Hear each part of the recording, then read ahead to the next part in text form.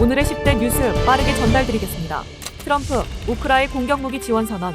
도널드 트럼프 미국 대통령이 우크라이나에 방공 무기뿐만 아니라 대규모 공격용 무기까지 지원하겠다고 선언했습니다.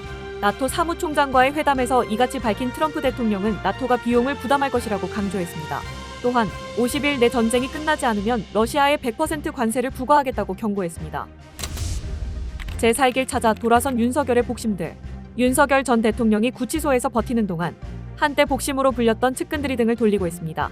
최상병 특검에서는 김태효 전 차장이 VIP 경로서를 인정하는 취지로 진술했고, 내란 특검에서는 김성훈 전 차장 등이 윤 전 대통령의 구체적인 지시를 시인한 것으로 알려지며 수사의 속도가 붙고 있습니다.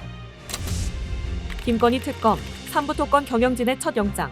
김건희 특검팀이 삼부토건 주가 조작 의혹과 관련해 전현직 경영진 4명에게 구속영장을 청구했습니다.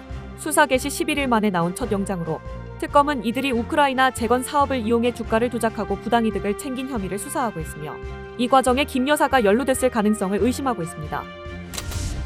창업 포기, 폐업 속출, 청년들의 절망. 청년층의 창업이 급격히 얼어붙고 있습니다.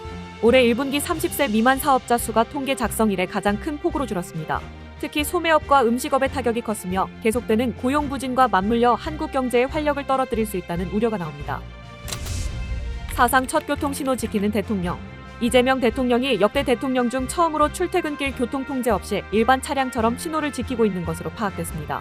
시민 불편을 최소화하려는 탈권위 행보라는 평가와 함께 저격 위험 등 경호상의 어려움이 커질 수 있다는 우려도 동시에 제기되고 있습니다.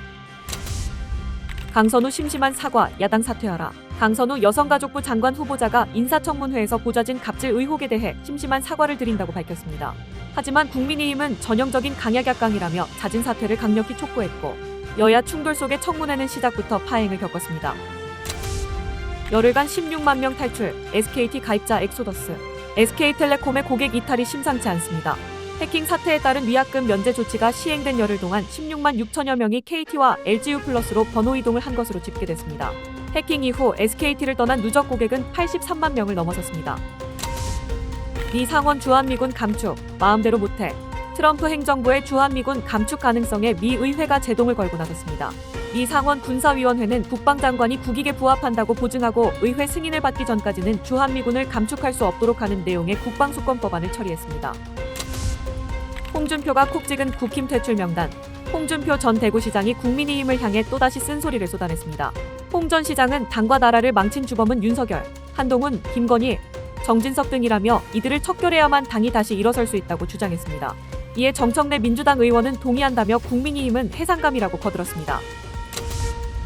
이 대통령 도는 마귀, 천사의 얼굴로 온다. 이재명 대통령이 5급 예비 사무관들을 만나 특별 강연을 했습니다. 이 대통령은 도는 마귀지만 가장 아름다운 천사의 모습으로 나타난다며 청렴을 강조했고, 여러분 손에 들린 펜이 세상을 바꾸는 파투선과 같다며 공직자의 막중한 책임감을 잊지 말아 달라고 당부했습니다. 세상의 빠른 흐름, 구독으로 놓치지 마세요.